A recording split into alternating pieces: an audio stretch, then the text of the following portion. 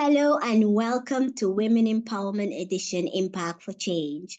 The purpose for the podcast is to provide the space for women to share their experience in an inspiring way to help impact and inspire other women. Now, today's guest, ladies, is one of the amazing human beings that I've ever met. She's a coach, a lawyer, and I used to be a model. She's a dynamic multi entrepreneur. Her journey has taken her from self blame to self reliance. She managed to navigate the challenge of balancing her legal expertise, business, leadership, and personal development.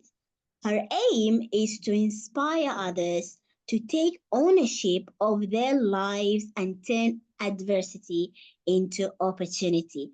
Please help me welcome, all the way from Brazil, Bruna Rocha.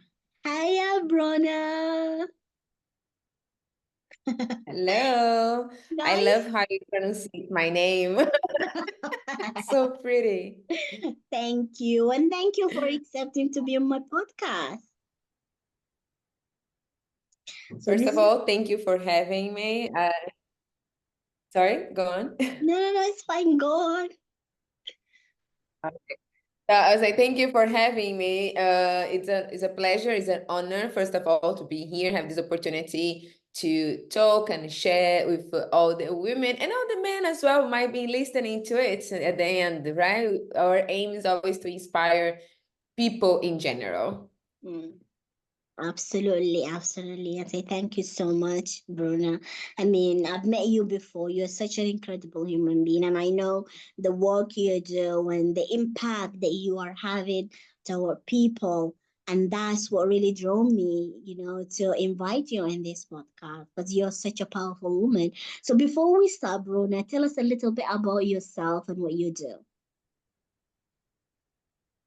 All right. So about myself, as you mentioned, I'm from Brazil. Actually, for the past 14 years, I've been living as a nomad. So I lived in around 10 countries, traveled in around 66 countries now. Wow. So I'm a wanderlust, being traveling, learning about other cultures, languages in especially because it's my favorite thing to learn in life is languages, because then not just to survive, but to communicate and understand others better, their needs, their necessities, and be able to help them as well.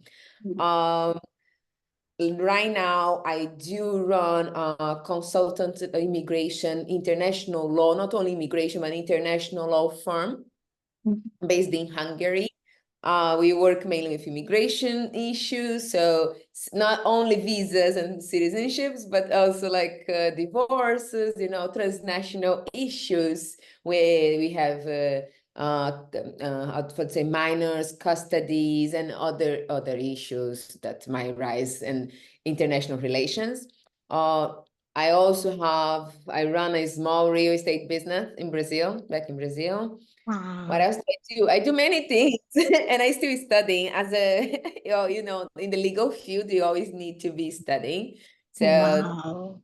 my life basically, Mm. and I do have my newest venture because my specialization also is in carbon credits, and it is a fintech business. This is what I Wow. say. Girl, you're so busy. You're I so busy. know.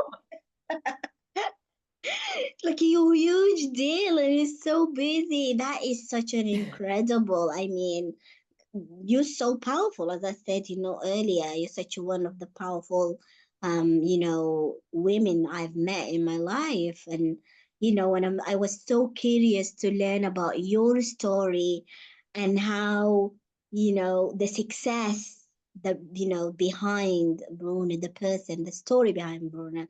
So Bruna, let's dive into it. So, what challenge that you have encountered growing up that have changed the way you see things in life? So Okay, so behind all these beautiful things I said, right, that I do, that I own, that I'm playing with forever, it was a very hurt child. Why I say it was because I believe now this child has been loved and cared about by me, not anybody else. I grew up in São Paulo, the biggest city in Brazil, Mm. and in the East, family of normal couple, nothing special, middle class, with two older sisters. And for some reason, when I born was the I don't know the downfall of my family. It's like, I have a coping mechanism, by the way, that I laugh when I get nervous. So you're gonna see me smiling, laughing a lot. It's okay. Don't get annoyed. Sorry. It's all right. Just so you know, it's not because I think everything is funny. It's just my coping mechanism to calm myself down. And yeah, so growing up, I think everybody comes to this world not knowing exactly, but I do think that inside of us, we expected to get some level of understanding, loving, and compassion from the people who put us in this world, right? Well, I I didn't really get that in my life. What happened? So my father was the typical father, always working. My mom also was a working woman. She is to now a working woman somehow, even after retirement, but was a very high level of negligence from her part. So my father would be like the one who come to the house like at the end of the day and be like, everything's fine, right? Wouldn't know actually what was going on with the kids, Mm. and our answer automatically be everything's fine. Yeah, everything's fine. And my family, my sisters, we have a huge gap. So Mm. they are 13 and 12 years older than I. So I'm literally the baby because when I was 2 or 3, they're already having kids. They are teen moms, my sisters. And these create even more difficult for me because I would go like days without having a proper meal, for example, not being dressed, not being fed, and I couldn't complain. I just had to deal with it. And if my dad was around, I was like, you need to be quiet, don't say these things, just shh, don't tell him. Otherwise, thanks God, like I'm a huge believer in God, and I'm very grateful that at least it didn't arrive to physical violence, but the mental violence I think is much worse. Sometimes I look, I'm like, okay, punch me, but don't mistreat me with your words or if your actions. I think it's easier. I know it's horrible to say it, but I think it's easier to take a punch than be psychologically abused as I was. Because what happened, so all these daily humiliation for being Mm. tall, for being skinny, for being a nerd. So in Brazil, nerds are not very well treated. I think almost everywhere. I don't know for you how it was, but for me, it was like people hate nerds. Why is that? Believe me, all over the world, these kind of things. Yeah, Absolutely. it's so sad. And Uh, so I had to learn how to be, pardon my French, a badass in a very young age.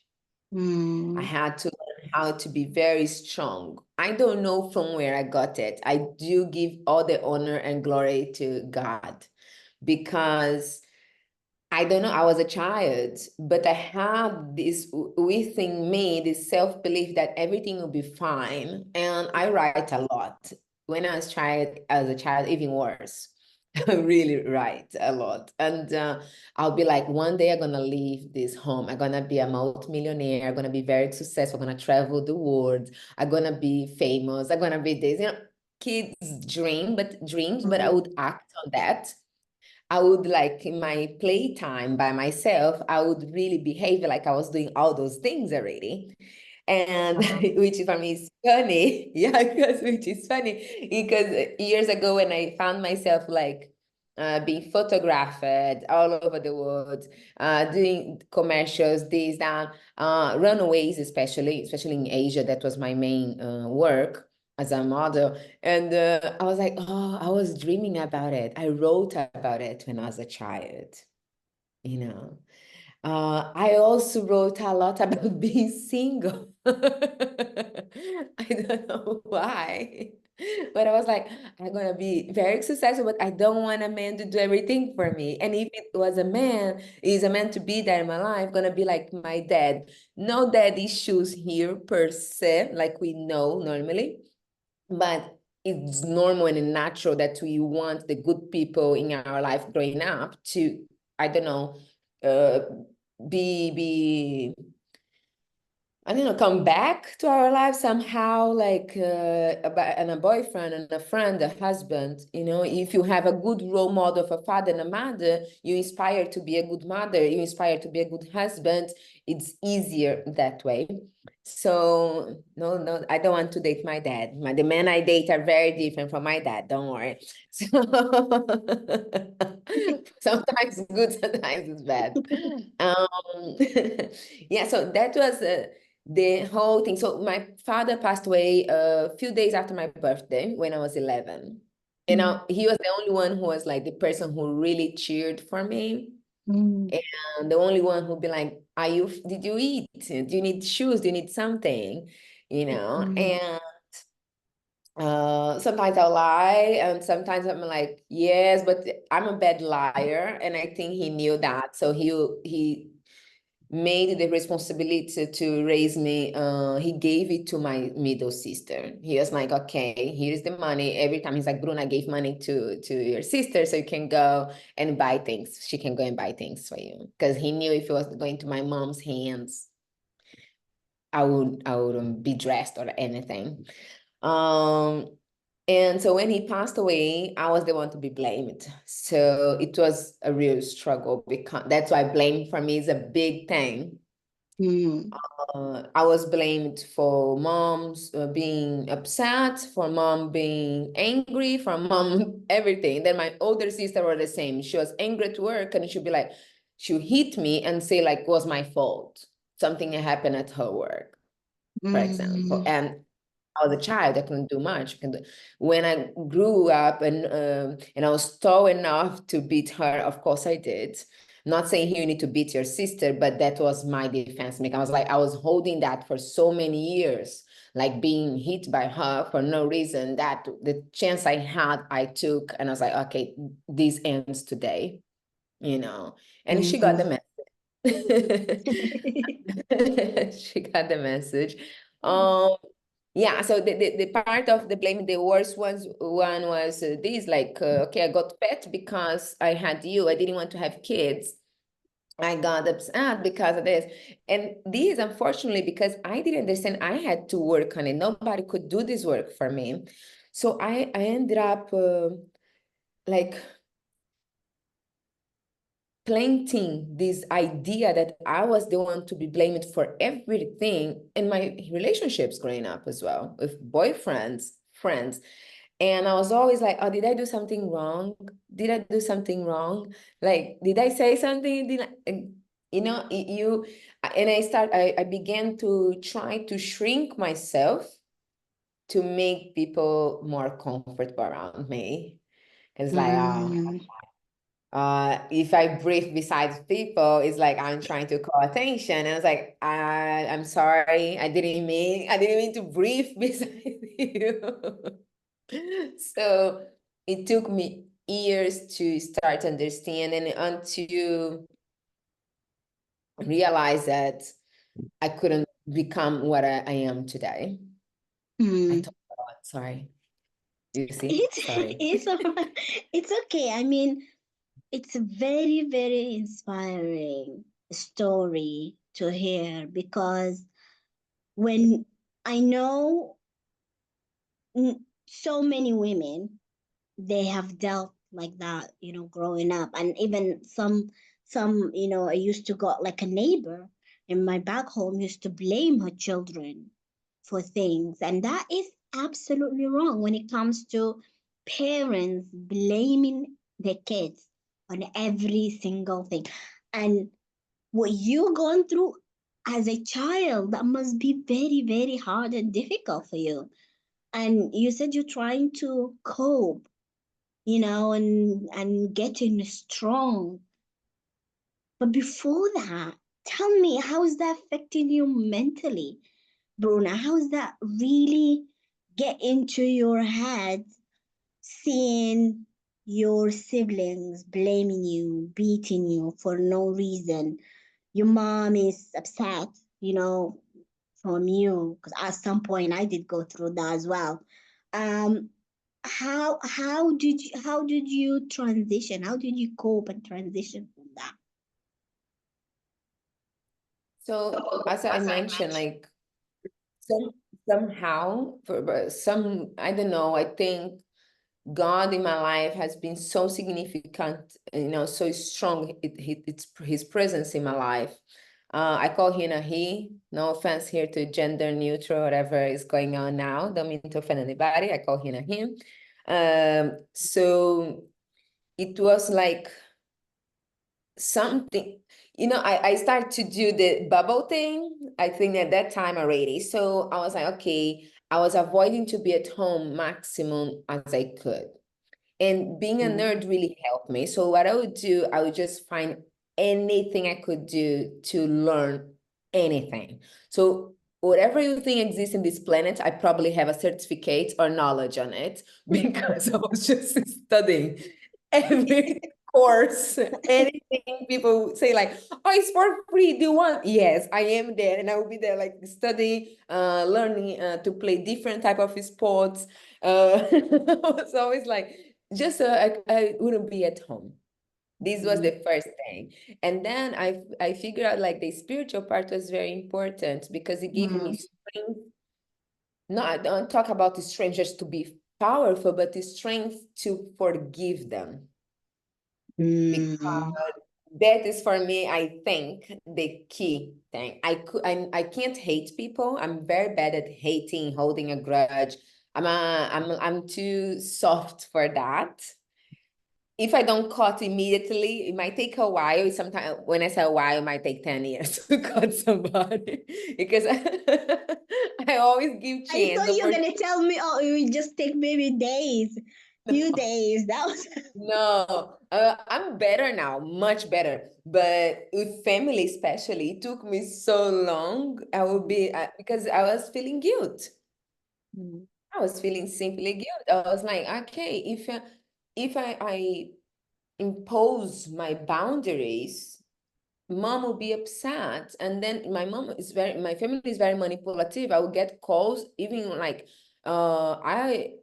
I went through ups and downs in life for like ridiculous multiple times, especially financially, because I was always like, oh, you need this, I take care of you. You don't work, no problem. You need money for school, I pay. You need this for my nieces, nephews, everything, and the same people who did those things to me because I couldn't hate them. I couldn't be like, oh, they are bad. Or, no, they need me. I'm there. I was always like this, and this drained me financially, spiritually, mentally, everything. And I turned into somebody that I couldn't trust anybody because I was like, if my own family do it to me, what are the odds mm, that you, a stranger, wouldn't do it to me, right? mm. That So is true. yeah, it's you become paranoid, you Yeah, know. we call them people pleaser. Yeah. Oh, You, not, I think I'm not a people pleaser, but I do think I push people away because I'm like, okay, I'm a people pleaser for my family, but when it comes to people outside, I mm-hmm. immediately cut them. When I see, I'm like, okay, no. But if you're already in my life, then it's difficult. It was difficult for me to say no. That was my struggle. But if I saw it immediately, because here's the thing, some people are very good in pretend they are nice and they care about you, right? And being somebody who trusts in everybody, because I know I'm honest and I'm fair to everyone, so I expect the same from everybody around me. Mm-hmm. And then when you see me, this person is lying. It's like, okay, bye. I'm like, I don't want to give the opportunity. But if they're so good, that's what happened in my relationship. They were so good to lure me to that like charm, like, oh yeah, this is the man, I found the one, the prince. And then it's like, after I don't know how long, you find this person was married, full of debts, or has nothing what they say they have, or they don't love you, they cheat. It's like, ooh, okay. So how do I find the balance, right? That was my issue. And to get there, as I say, like, was working on forgiving and let it go. Let it go of them, not just from the episode, what happened, what I had to Mm-hmm. forgive, but let it go of that person. Like, go, fly, little bird, go away from here, These were the main works I had to do. And I can give example, today, even I was talking, I told you, like, I decided to don't have male business partners. I don't like to have business partners in general. And a man, even worse for me, it's hard. And then I was like, okay, new Bruna, new me, let's do it. Like, it's a good person. And I'm like, oh, okay, I'm regretting this now. And I let it be very clear to him. He probably gonna listen to this. He knows, uh, because the level, you let people in, and they will always take something from you. And if you don't give what they want, it gets that a big spiral, and then it keeps growing. And then they get frustrated because you're supposed to behave in a certain way. And my brain goes back there on my childhood thing, right? I need to forgive this person, but I can't let this person do what my family was doing to me. I can't let this person do the same what my partners did to me. So you close yourself. And then the shield, the protection comes up again. And it's important, I believe, to find the balance. Okay, I can keep protecting myself. I stand up for myself as a woman, as a wanna be whatever I want to be in life. If I want to be a mother, if I want to be a wife. If I don't want to be a wife, it's okay, as long as it's my decision. I want to run the business this way. I want to, this situation, for example, it's like, oh, Bruna, you're a business partner, but you need to be a friend as well. I'm like, why? Why do I have to, really? Do I? It's like, why is that this need there? So it is Ah. you understand? So it's like, okay, and then it's always the same trip, because, I don't know if you know, they say, like, Satan keep using the same tricks in the book. He always use the same tricks. He knows our weakness. He knows what makes us fail. He knows what makes us feel guilt. And blaming is something that doesn't come from the divine. It's not a high energy thing, blame. Mm. When you're in this sense of blame and guilt, our vibration is low, right? We are not, like, in a very good place spiritually. So it is, for me, is a daily exercise to be aware what's going on around me, how I'm acting, but how I'm reacting as well. Like, Mm. am I on the baby mode, family mode, like, oh, this person gonna hurt me, let me push away, or let me see if this person, let me give the benefit of doubt, but until, where is the limit of it? So Mm. it's a daily exercise to be conscious, to be aware, so I don't fall back on the blaming game, because even to become successful, I was blamed. I was like, and I say this to some people even now in my life. I was like, you people like Bruna when Bruna is broke, when Bruna is sad, when Bruna is alone. And when Bruna is trying in half, this is where the problem starts. So you start cutting, gentle, don't need to be anything brutal, you cut them with love, like a psychopath almost. It's horrible, but it's true. Sorry for the comparison. I'm really bad at analogies, by the way. Very bad, dramatic. Yeah. I'm sure people understand what you actually trying to say, because I think it's all depend on the people around you and surround you. If you're surrounded by people that they want the best for you, you won't even feel that. They won't get you to the point that you start feeling the judgment, because what you have gone through, from your childhood, it creates that awareness, a high level of awareness with you. It's like a GPS in your head that, Yes. every time that somebody is talking, male or female, it's like, oh, what's the limit, the boundaries, like that. It created that thing within you, and it making you put in that shield, that every time you feel, you sense, uh I sense that there is a danger will come from that person, that shield come down immediately and block that person. So it created that for you. I think it's sense kind of protection from you, and that is not everyone they get that. Some people, they see it, might see it, oh, maybe that is overreacting, that's over. But some people might see it as, well, that's the way, that's her way of protecting herself from these people who's trying to hurt her. So it's a difference, way of seeing it, of how you, I think what you're doing right now, it seems works absolutely amazing for you, and is really, really great.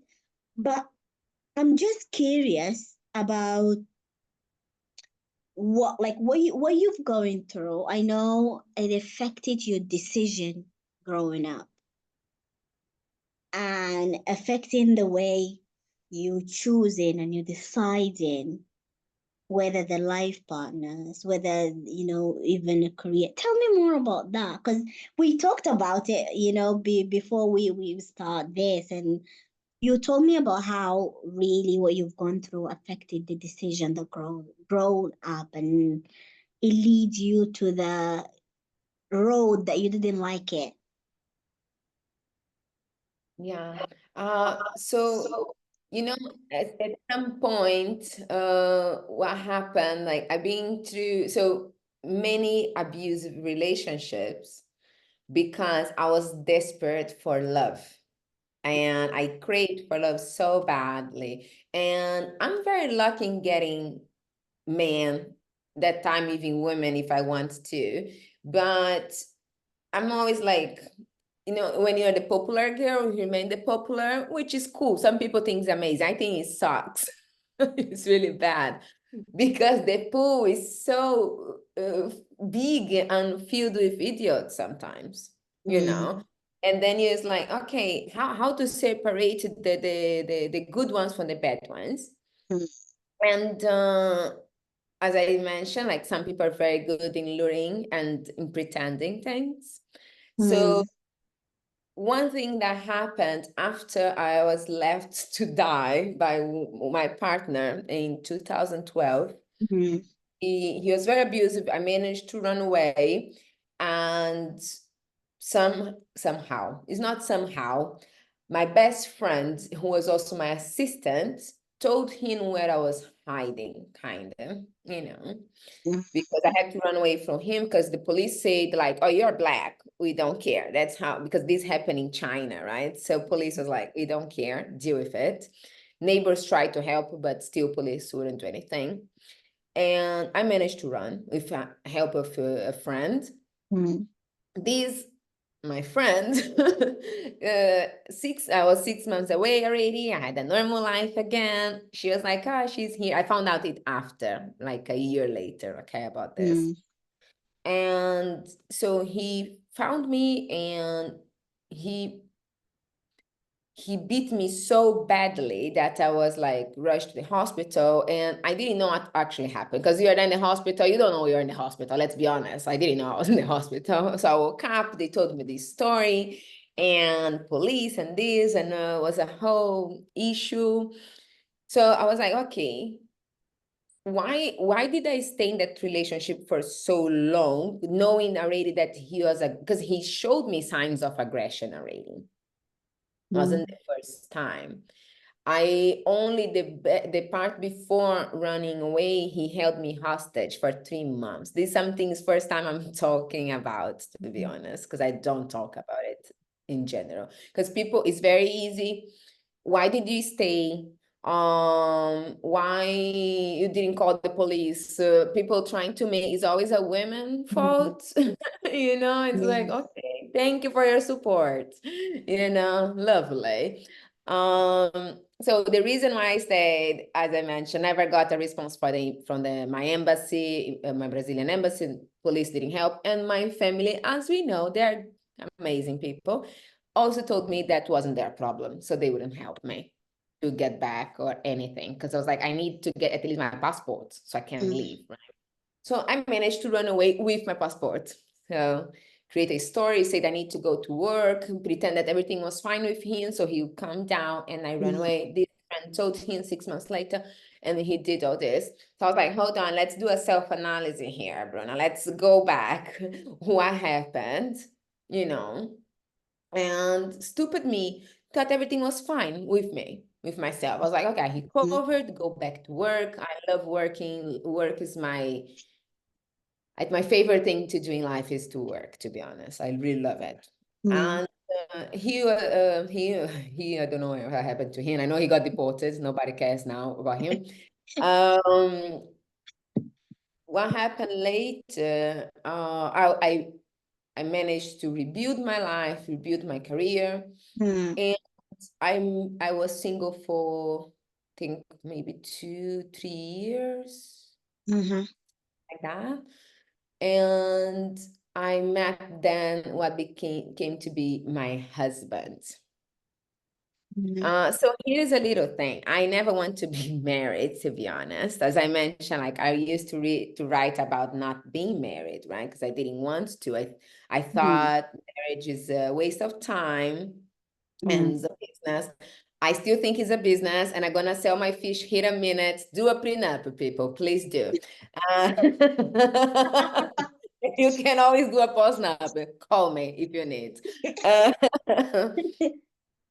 gotta sell my fish, and because the prenup is what saved me. So what happened after talking to specialists and legal friends as well, I figured out that actually my marriage was just the result of a human traffic situation, because he began to exploit me. As we know, normally is uh, third world country girls go to some more richer country. I'm gonna mention much about Mm, details about, and then end up doing things for money, that wasn't what I wanted to do. mm, But did because it was like, no, I'm not blaming him 100%. I'm an adult as well. I hold myself accountable as well. Because I did have fun actually at some point, because I was like, oh, since I'm in the rain, let's get wet and have fun and build something out of it. Because I mm, had to be smart to get mm, out of that situation as well, you know. mm. And different situation now, that this time with my marriage, it was like when people ask me, why did you got married to him? And I remember the chief of police asked me, why did you marry him? It's like, he doesn't have anything. He's not, the chief of police told me, like, he's not well educated. He doesn't have money. And I was like, oh, I've been single for a while and I almost died, and my family didn't care about me. So I need a family. I was so scared of somebody hurt me again or something happened to me again, and Mm. nobody cared, you know. Mm.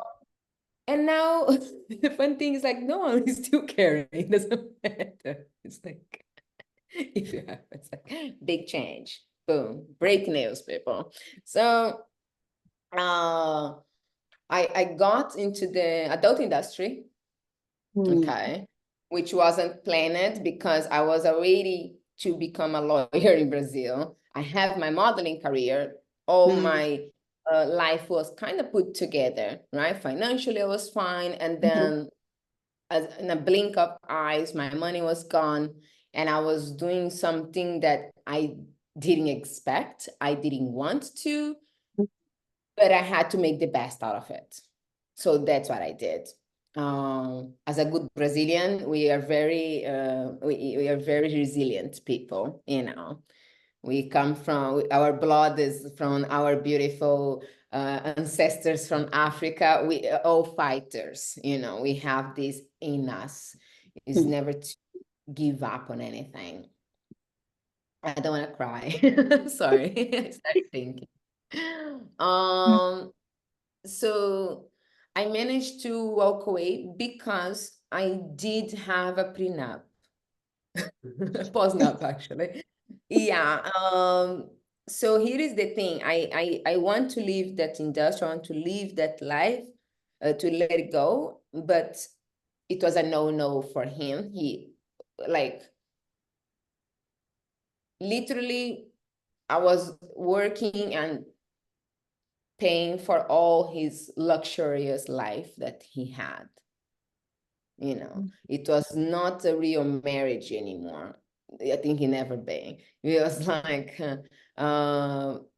you have a roommate or a son, probably, I don't know, like, you pay for everything and you work, and if things is not the way they want to be, they hurt you somehow, you know, especially psychologically. And then it came that again, that I was living that life because I wanted it. I got beaten because I wanted. It was my fault, you know. Mm. So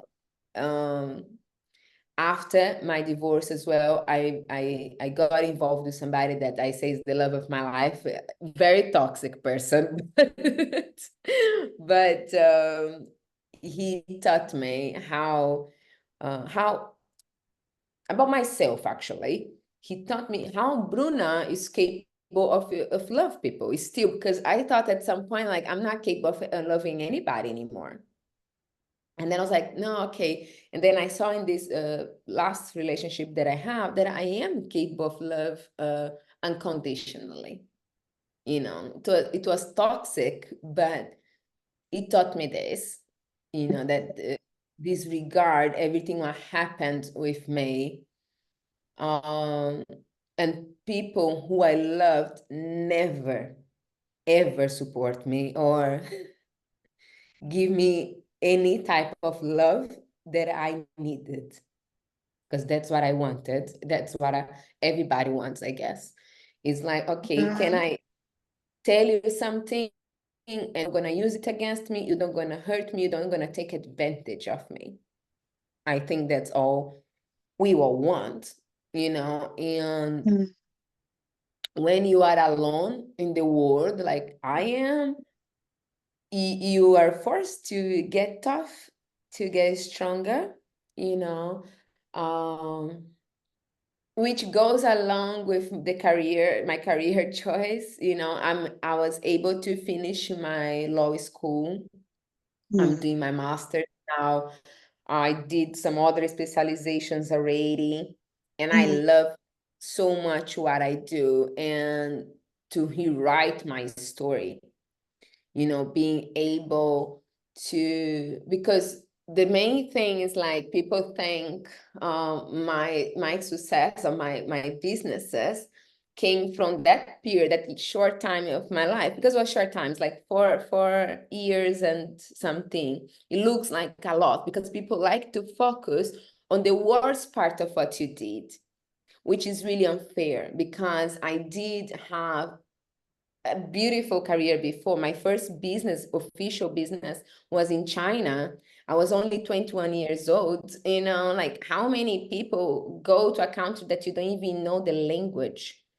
I learned, it took me a few months to learn the language, and I started my business, and that's when I start making my money. So it's not like, oh yeah, it's easy to make money if you're a body or something. No, it didn't work this way for me, at least, because I had money already before, and the I think the desperation to have that love that I haven't found in my childhood took me to that level, that situation with my partners, that kind of broke a little bit more that child, and then I had to rediscover how to become a woman, because now I'm 35, right?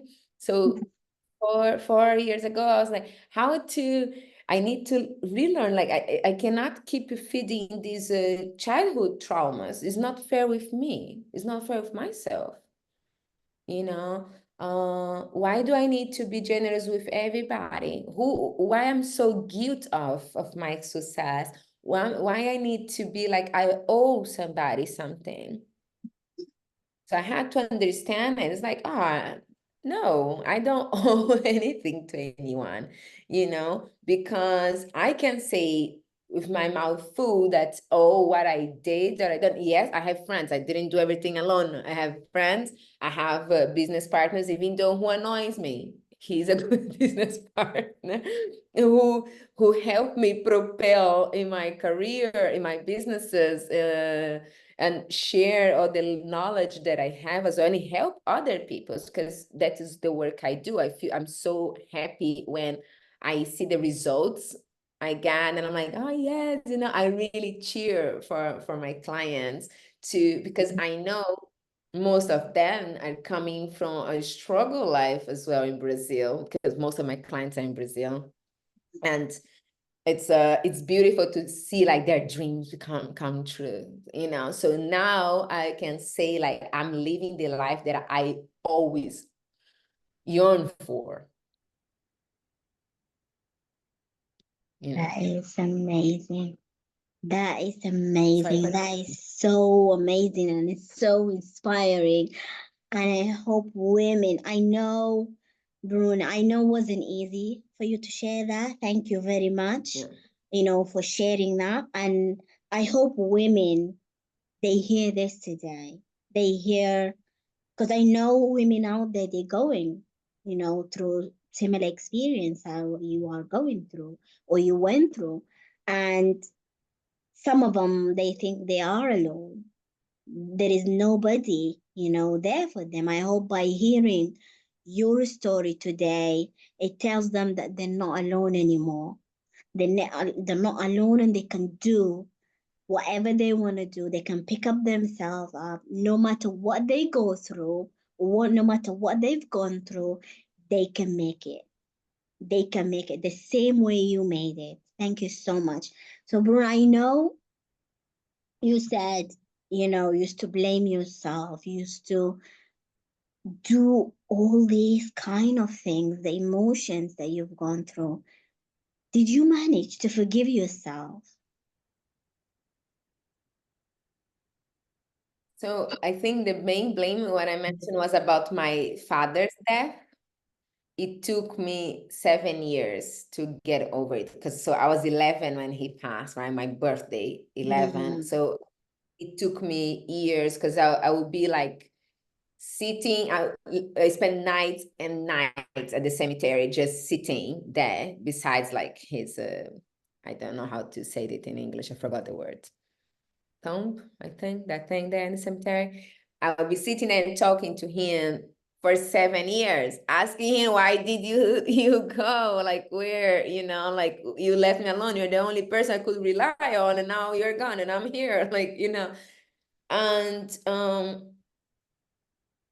this was the one thing it took me time to forgive myself. Apart from the man, for example, the abuse, I was like, I never felt it was my fault, to be honest, directly. I felt I was guilt for giving too much of myself, you know. Mm. And then I learned that, first of all, as a child, I couldn't be responsible for my father's getting cancer, right? Was not my fault. I didn't even know cancer, what was cancer, because they told me he had a flu. So don't lie to the kids. Explain to them. I urge you guys, like, it's better explain sometimes things, than play fantasies. And then after, like, the kid is also confused. I don't like it. I like to be Mm. straight, to people. And with the man, what I learned nowadays, like, I forgave myself, but it's very hard to don't be who I am, right? I am a generous person. So I had to forgive myself for picking the wrong people to be generous to. Mm.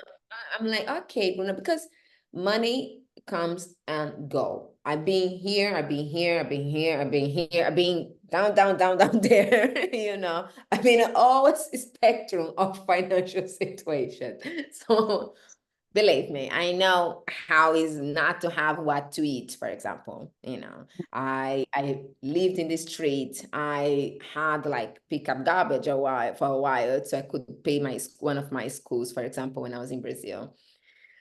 And so for me, also, it's like, and while for example, family will mock me for that, I don't know. I created that persona from very young, that I was like, okay, I'm Bruna. I can do anything in the world.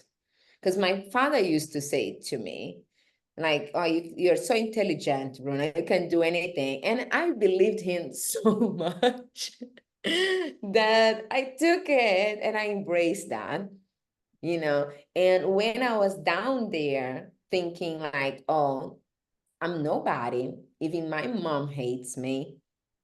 I'm not worth of love. I'm not worth of respect. Who would want, for example, to marry somebody who was in the adult industry? How would I become a lawyer? How would I be accepted in some major college? I've been accepted, for example, in a major college now that I don't know if I can review or not. I think it's okay, right? I don't know. I've been accepted to Peking University, which is one of the best in the world and has very few seats there. And I've been accepted in Hungary as well. Here I'm doing my master's, one of the oldest universities in Europe, ELTA. And, after that, that first phase was like, okay, Bruna, you deserve nobody's love. Then after the adult industry was like, oh, now it's even worse. Nobody wants to hang with you. Nobody wants to love you, girl, And me letting, like, not these little events, because life, if we think, is not that long, and things in life might look very long and like it's lasting forever, like, oh, when this gonna change, when, I don't know, the prince will come, when I'll hit the jackpot or something. But when you look back, these were just very short fractions of time in your life, so as nobody's looking to it, only people who are very useless and miserable go look into it. But in general, most people don't care about that there, and they wouldn't believe the story that I am the one to blame for my father's death. I'm the one to blame because my ex-partner beat me to almost death. No one will believe, like, or it's when you see the stories we tell ourselves, you understand how ridiculous and crazy it is, and you can't hang to it, right? So I had to learn, like, okay, It's like a balloon. I'm holding it here and it's keeping me down, but let it go, let the balloon fly and it will pop at one moment and it'll be forgotten. So I had to do this exercise several times. It didn't take a day for everything. Like something like, oh, okay, it's still here, still hanging around this balloon. Let go, go, let it fly. And to get where here I am again, like when I look and people think I'm a lunatic because I say like, I'm gonna do this, and people are like, ha ha ha, you won't. I'm like, watch me, just watch me. And you see doing things that people think is impossible to do. I love the challenges. It's exciting because especially for women, we are so underestimated. But if we decide to stop this no sense of competing with each other or hating on each other, but focus on what we want to do, we easily take it over the world. I'm not saying like, oh, let the man to die and starve. We need them. Okay, we need to make love to them. It's very important. We need to make babies with them if you want to, because it's good too. We need to, otherwise the whole planet will die. Collapse. It's like, don't let the men starve, girls. But we can. I saw a few days ago on the news that some research, I think in Harvard, I'm not sure, and it was like that female CEOs are much more successful and bring the companies to a very higher standard easily than a man does. That's not my point here, not how to say hardcore feminist. That's not my style. But I'm just saying, like, if we women don't let people gaslight us, because now when I see like somebody, oh no, Bruna, but I did this because I was like, oh no, you're out. Bye. Adios. I don't need you. I don't need you because I've been already through a lot. I don't need more. If you don't want to come around me to help me release my anger or my stress, or let me have a good chit chat at the end of the day, do a good foot rub for me and feed me, for example, because I like a man who cooks, you're not welcome in my life. It's very simple.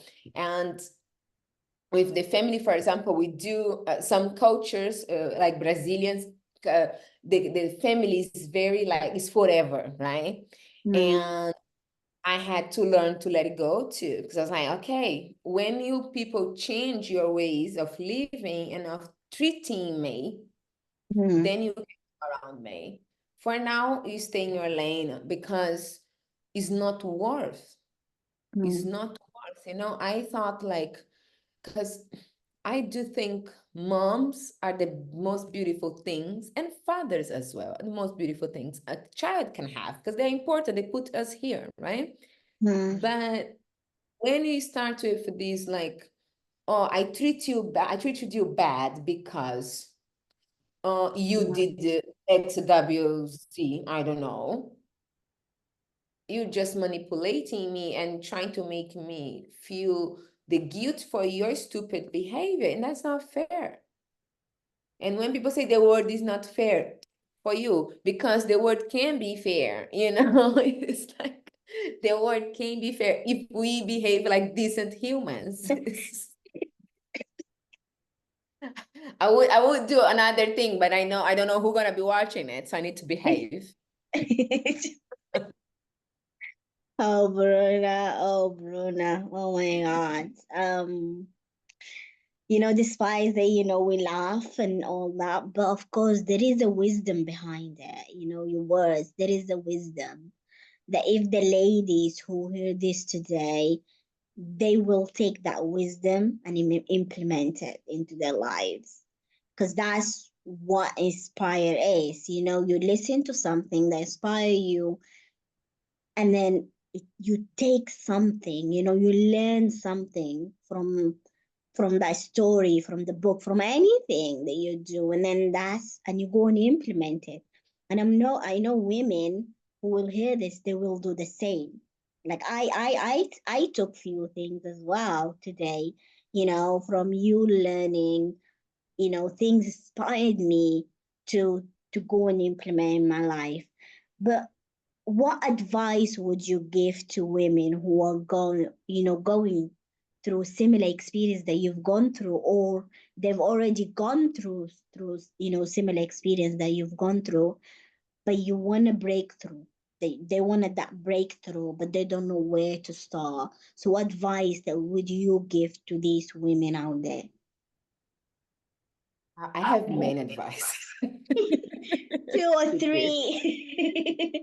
I would try to summarize them because first, before I give the advice, I will tell you like one problem now I think we women is still struggling probably is because we live in a very high consumption lifestyle right now where everything's about showing off, and I do believe like I have friends and had friends who are multimillionaires and billionaires, and they taught me a lot. And these people, you see them on the street, it's like you don't give 1 cent to them, just for you to imagine. It's like they are normal people, okay? Like normal people with few millions in their bank account. But you look at them, you don't think that, you don't say that. And we, on the other hand, we came to this culture now where I believe like, yeah, we are so powerful, women on the paper, and then we took over social media, for example. Yeah, I will expose my body and do this, do that, because I'm powerful. My advice would be aware about it, be smart about it, because it's not easy to take it back after. So be very mindful on what are you exposing yourself for? Why are you doing it? Do you really need all that attention? Because if you need, then seek a psychological help, a coach, for example, a life coach like a therapy, something, because the attention, the love, the worth, the sense of self-worthiness should come from us, from inside.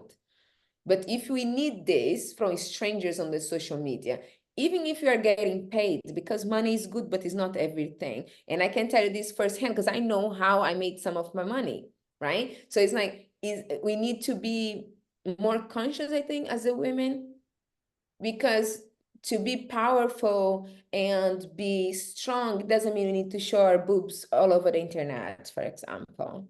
And look at that. I did it, people. But it's like, it was like, we need to think, is it really worth of doing it? I was 20 something. I wasn't really aware. Now I'm telling you here, I don't know how old you are, the listeners are, but it's like, maybe take time. And if your man is okay, your man is okay if you're doing it, he doesn't love you. That's my advice to you. He doesn't love you. Because if it's okay for him to share you like my ex-husband did, and I don't mean like just you going to sell your body for money physically, but also online, even that. If you have to do it because that's the only way you have to make money, good, cool, good for you. But be wise, be smart with your money. Because at the first opportunity, this person have to switch, or which wasn't my case, but it can be most of the time, like, I'm tired, I can get another one. Or I don't know, broke a leg, gosh, I don't want to do this anymore, so let me pass the next one. So we should be wise that the all love and this the our sense of who we are and belonging in this planet, in this life, it should be from our conscience, from our heart. Because the most important relationship you have forever is with you, is with yourself, is with myself, right? So to take care of it.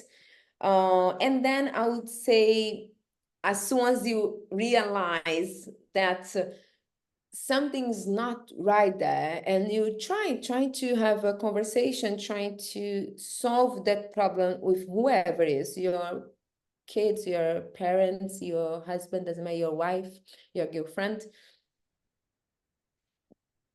be diligent on the sense of, okay, this is not good for me. That's gonna bring any, before entering a relationship as well.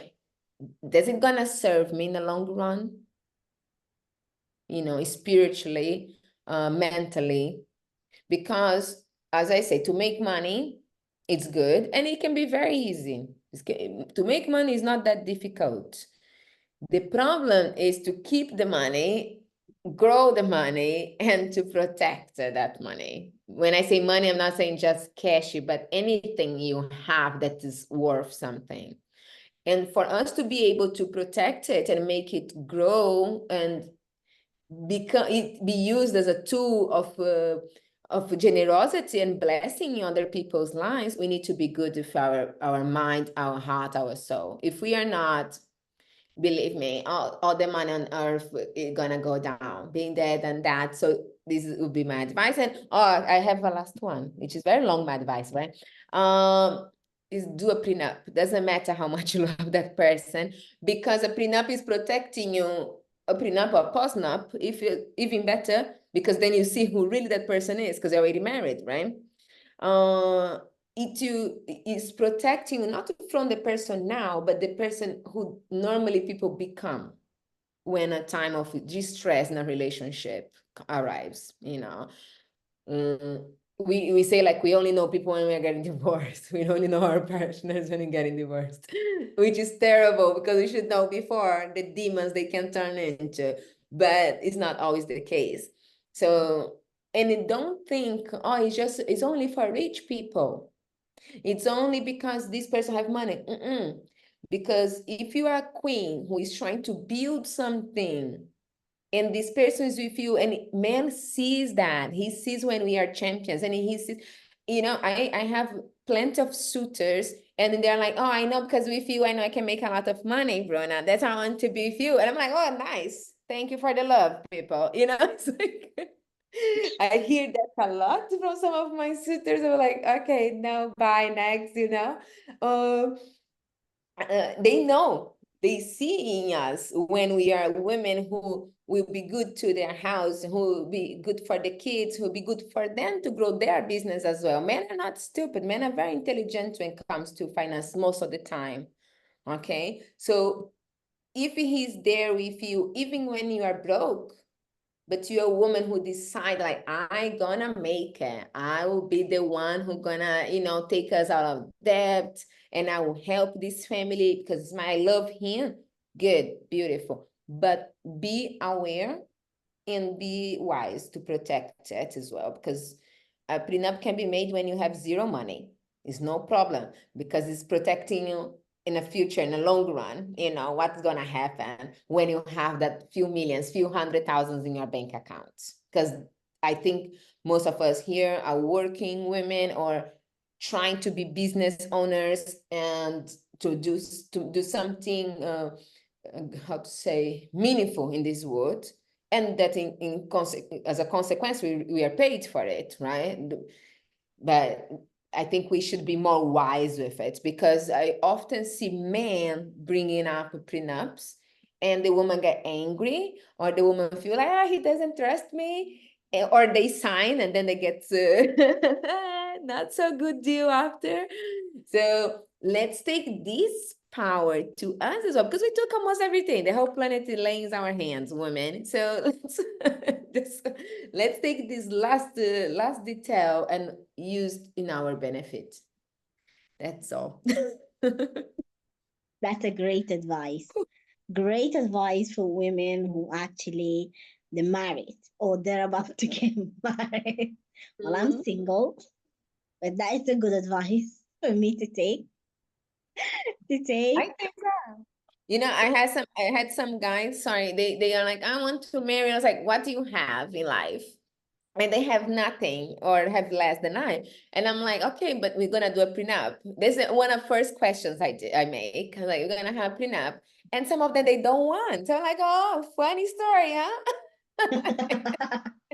It depends on how people see it. It absolutely depends on how people see it. People, like, the thing like in our culture, we don't do the prenup because Yeah, women Brazil. women thing is women rights already been protected, at some point. So that is great advice for women to actually listen. And I hope they listen to today's story and see how you have turned, from that self blame and to become that self reliant person who created something for herself and becomes so powerful in a world that she want to inspire others to do the same. So thank you so much, Bruna. Thank you. It's been absolutely a pleasure having you. And I hope women out there today they hear this and they take the wisdom and your words and advice that you gave today and go implement it, and I hope what they do with your advice can help them in their lives as well. So thank you so much. Thank you, ladies. Until I see you next time. Bye bye.